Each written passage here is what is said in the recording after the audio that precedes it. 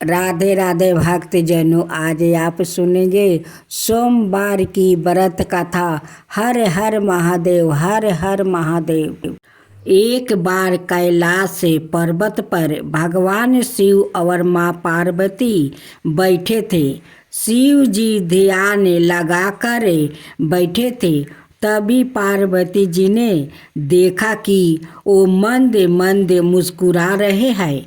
पार्वती जी की मन में प्रश्न उठा कि आज महादेव ध्यान मुद्राएं में भी क्यों मुस्कुरा रहे हैं। उन्होंने भोले बाबा की समाधि समाप्त होने पर उनसे पूछा, स्वामी, मैंने आपको पहली बार समाधि में मुस्कुराते हुए देखा है, इसका क्या कारण है। शिव जी ने उन्हें बताया कि उनके एक भक्त और उसकी पत्नी की बातें सुनकर वो मुस्कुरा रहे थे। पूरी बात बताते हुए महादेव ने बताया कि मृतक लोक में मेरा एक अनाए भक्त एक ब्राह्मण है, जो कि मेरे ही एक मंदिर में पुजारी है और दिन रात मेरी सेवा में लगा रहता है। वो इसी मंदिर के पीछे छोटी सी कुटिया में अपनी पत्नी के साथ रहता है। इसकी पत्नी चाहती है कि उसके पास उसका खुद का घर हो और धन दौलत हो, जिससे वो सुख से अपना जीवन बिता सके।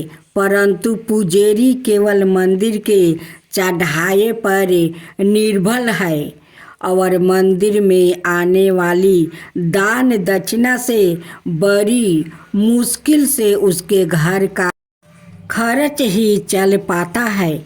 घर और अनाए सुख सुविधा कहाँ से आएगी। पर वो दिन रात मेरे से अपनी पत्नी का सपना पूरा करने का अनुग्रह करता रहता है। आज उसकी पत्नी ने उससे ऐसी बात कही जिसे सुनकर मैं मुस्कुराए बगैर नहीं रह सका। पार्वती जी ने पूछा, ऐसा क्या कहा उसकी पत्नी ने जो आपका ध्यान मगन हो गया। शिव जी ने बताया, उसकी पत्नी ने आज से ताना मारते हुए कहा कि जिन भोले शंकर की तुम दिन रात सेवा करते रहते हो और उनसे मेरे लिए घर मांगते रहते हो, उनके पास तो खुद घर नहीं है। वो तो खुद कैलाश पर्वत पर रहते हैं, तुम्हें कहाँ से घर देंगे। बस यही बात सुनकर मैं मुस्कुरा रहा था। इस पर पार्वती जी को बड़ा आश्चर्य हुआ। उन्होंने कहा, स्वामी, यह बात सुनकर मुझे बहुत बुरा लगा। वो आपको ताना मार रही है और आप मुस्कुरा रहे हैं। आप उसे एक घर और सुख सुविधा दे दीजिए जिससे वो आपकी निंदा ना करे। इस पर शिव जी ने कहा, पार्वती, यह मेरे बस में नहीं है। यह सभी प्राणी तो मृतक लोक में रहते हैं। आपने पिछले जन्म के और साथ ही इस जन्म के कर्मों का फल भोग रहे हैं और जैसे ही इनके कर्मों का फल उन्हें मिल जाता है और अंत में वो मुक्ति पा जाते हैं। इसीलिए इसे मृतक लोक का कहा गया है। मनुष्य बार बार जन्म लेकर अपने कर्मों का हिसाब चुकाता है। यह कर्म भूमि है, बिना कर्म के गति नहीं है। आगे शिव जी ने कहा, यह ब्राह्मण पिछले जन्म में एक साहूकार था, जो कि लोगों की जमीन, उनके जेवर, पशुओं आदि गिरवी रख कर उन्हें पैसा देता था और उनकी जमीन हड़प लेता था और जो दूसरों के जेवर और वजह में पैसा मिलता था उसका उपयोग यह उसकी पत्नी भी किया करती थी। इसी कारण आज इस जन्म में इसे घर नहीं मिल सकता और इसकी पत्नी जिसने उन पशुओं का उपयोग किया वो भी इसके साथ यह कर्म फल भोग रही है। इस जन्म में यह मेरी सेवा कर रहा है जिससे इसके कर्मों के फल में जो कष्ट मिलने थे वो मेरी भक्ति के कारण इसे नहीं मिल रहे हैं। इसका जीवन शांति से कट रहा है पर जब तक इसके कर्मों का हिसाब पूरा नहीं होता इससे घर और अन्य सुविधा नहीं मिल सकती। यही विधि का विधान है।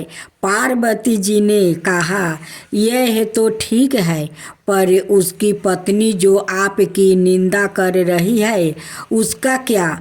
तब शिव जी ने कहा संसार में जैसे जैसे कलियुग का समय निकट आता जाएगा मनुष्य भगवान की भक्ति करने के स्थान पर उनकी निंदा करने लगेगा। यह दृष्टि के आरंभ में ही लिखा जा चुका है। जो व्याकृत इस कठिन समय में मेरी सेवा करता रहेगा उसको इस मृत्युक लोक से मुक्ति मिल जाएगी।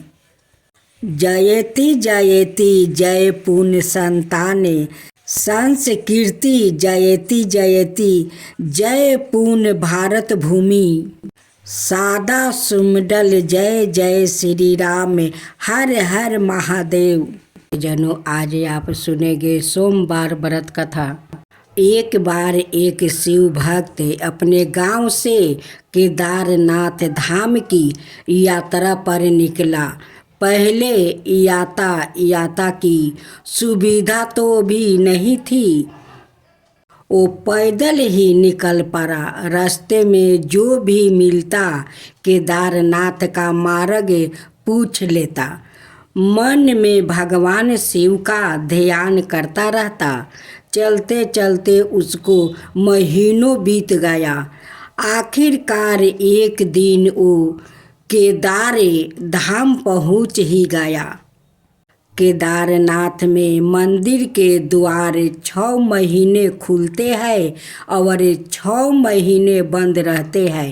वो उस समय पर पहुंचा जब मंदिर के द्वार बंद हो रहे थे। पंडित जी को उसने बताया वो बहुत दूर से महीने की यात्रा करके आया है। पंडित जी से प्रार्थना की कृपा करके दरवाजे खोलकर प्रभु के दर्शन करवा दीजिए। लेकिन वहाँ का तो नियम है एक बार बंद तो बंद, नियम तो नियम होता है।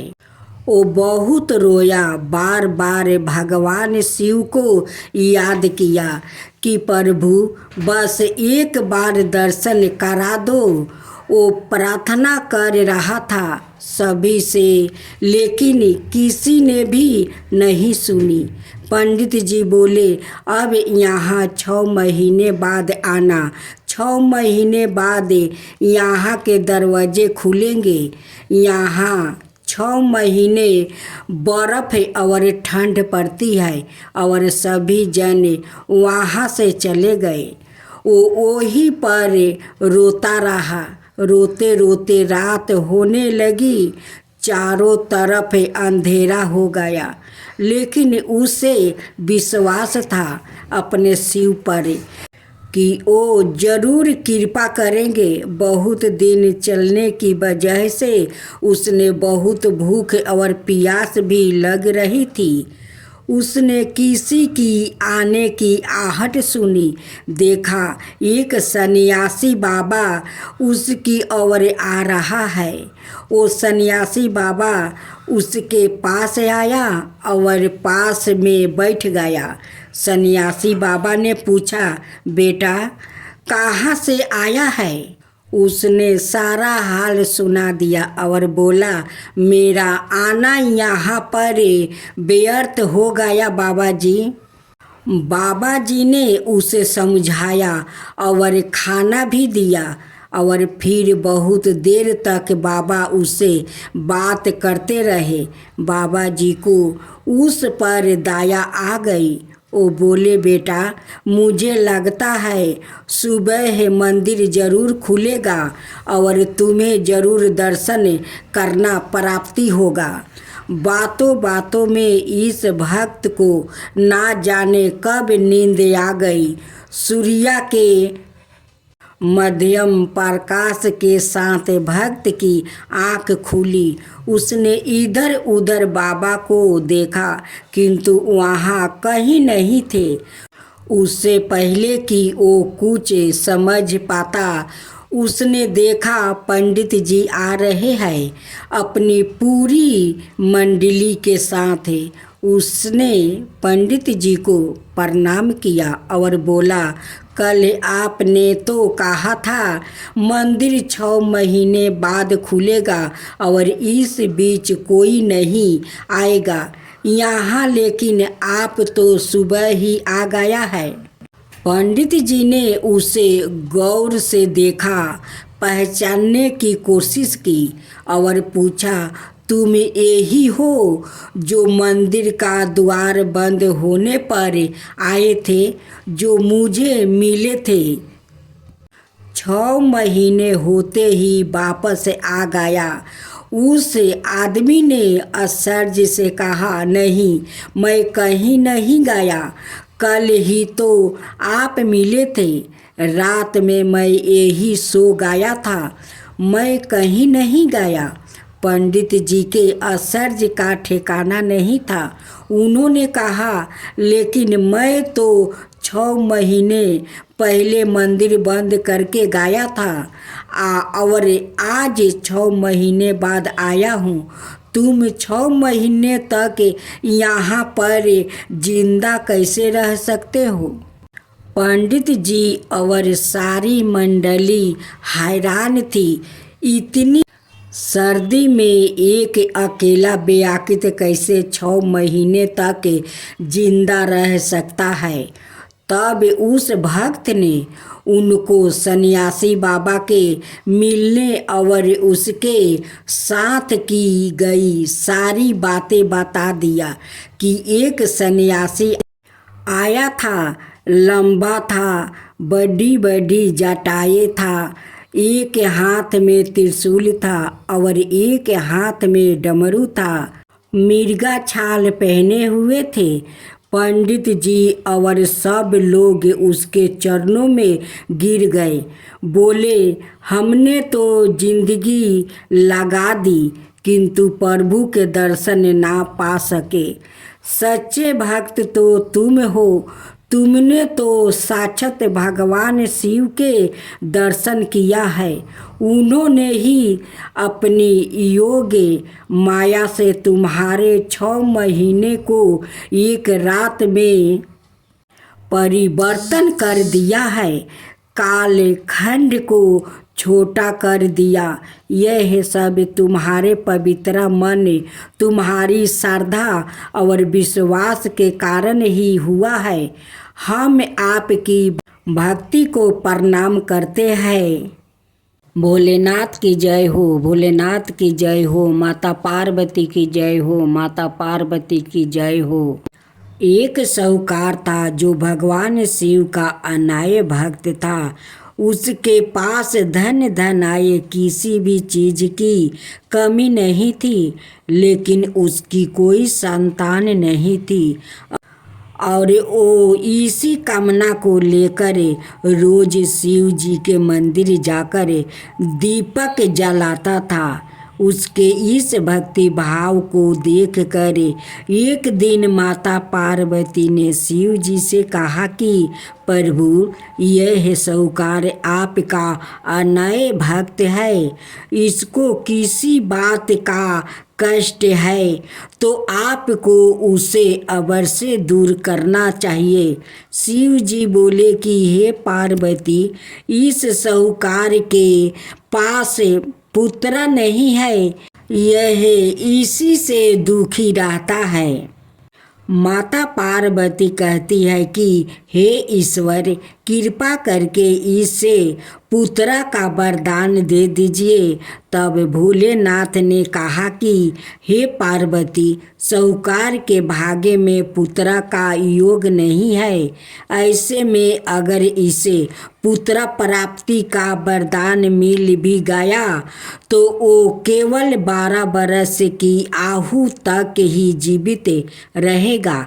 यह सुनने के बाद भी माता पार्वती ने कहा कि हे प्रभु, आपको इस साहूकार को पुत्र का वरदान देना ही होगा। अनाथ भक्त क्यों आपकी सेवा पूजा करेंगे। माता के बार बार कहने से भोलेनाथ ने साहूकार को पुत्र का वरदान दे दिया, लेकिन यह भी कहा कि वो केवल 12 बरस तक ही जीवित रहेगा। साहूकार यह सारी बातें सुन रहा था, इसलिए उसे ना तो खुशी हुई और ना ही दुख।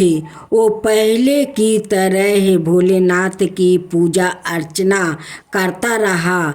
उधर सेठानी गर्भवती हुई और 9 महीने के बाद एक सुंदर सा बालक की प्राप्ति हुई। परिवार में खूब उत्साह मनाया गया, लेकिन साहूकार पहले ही की तरह रहा और उसने लड़का की 12 बरस की आयु का जिक्र किसी से भी नहीं किया। जब बालक 11 बरस की आयु हो गई तो एक दिन साहूकार की सेठानी ने बालक के विवाह के लिए कहा।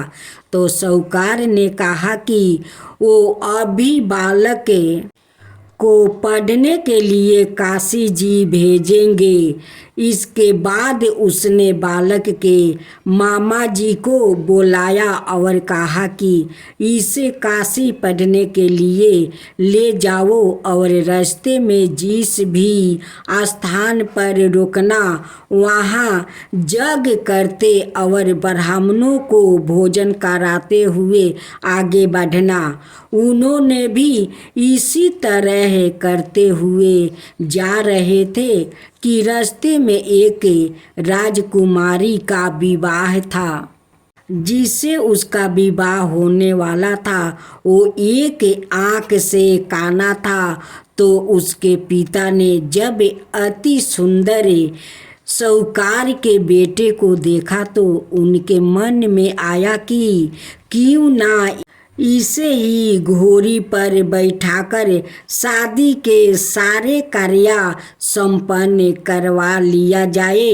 तो उन्होंने मामा से बात की और कहा कि इसके बदले में वो अथाह धन देंगे।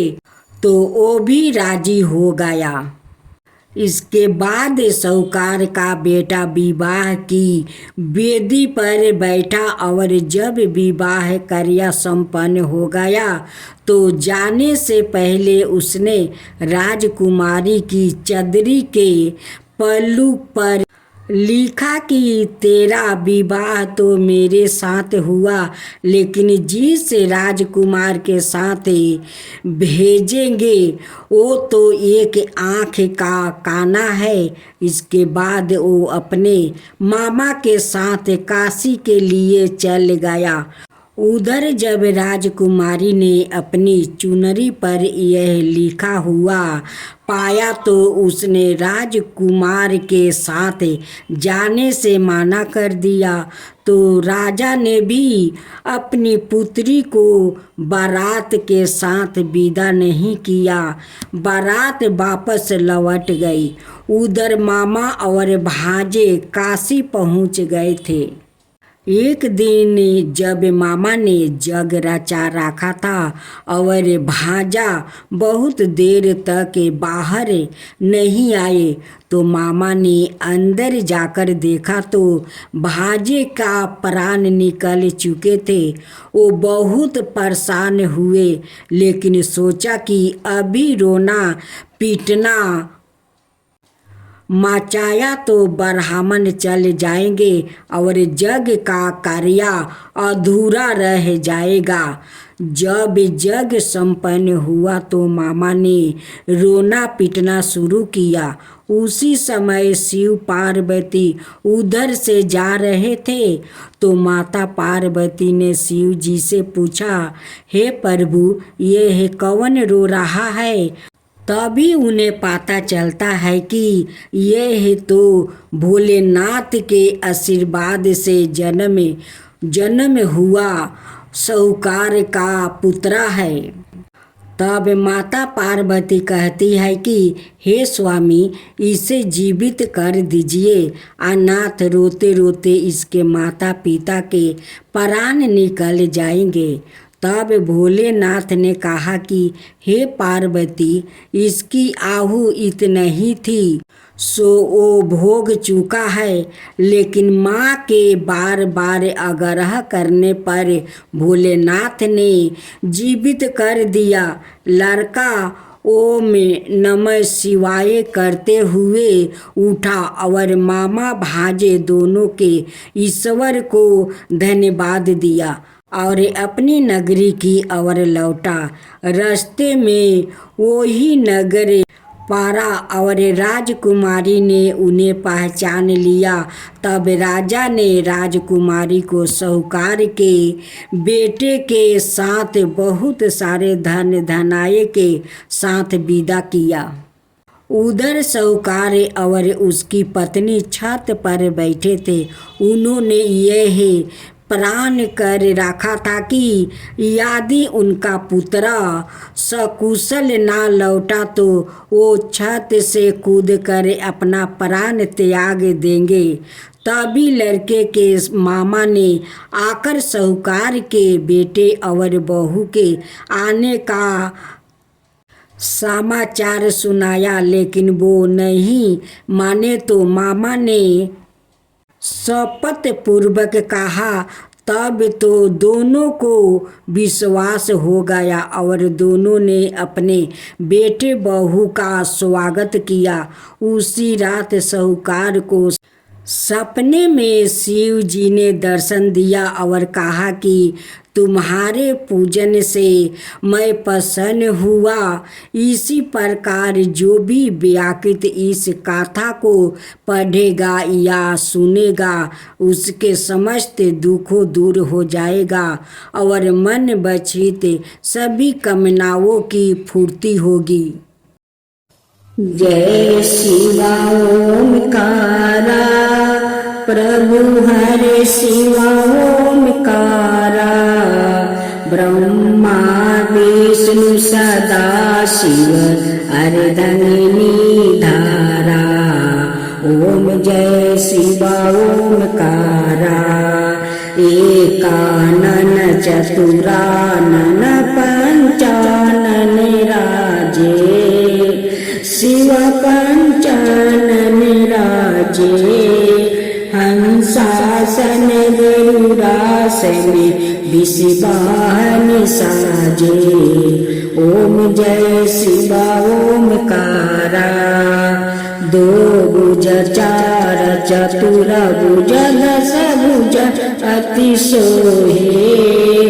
तीनों रूप निरखता त्रिभुवन जन मोहे। ओम जय शिवा ओमकारा। अक्षर माला बने माला मंदी माला तारी चंदन मृग मद सोहे बोले सुभिकारी ओम जय शिवा ओमकारा श्वेतांबर पीतांबर गंबरे अंगे सनिकादिके बरे मादिकी भूतादिकी संगे ओम जय शिवा ओमकारा करिके मध्यम कमंडल चक्र त्रिशूल धरता जग करता जग भरता जग पालन करता ओम जय शिवा ओमकारा ब्रह्मा विष्णु सदा शिव जानते अविवेका प्राण बचर के मध्यम याहे तीनों एका ओम जय शिवा ओमकारा तीर गुण शिवजी के आरती जो कोई नर गावे शिवा जो कोई नर गावे कहत शिवानंद स्वामी मन भजत शिवानंद स्वामी मन वांछित फल पावे ओम जय शिवा ओमकारा जय शिवा ओमकारा।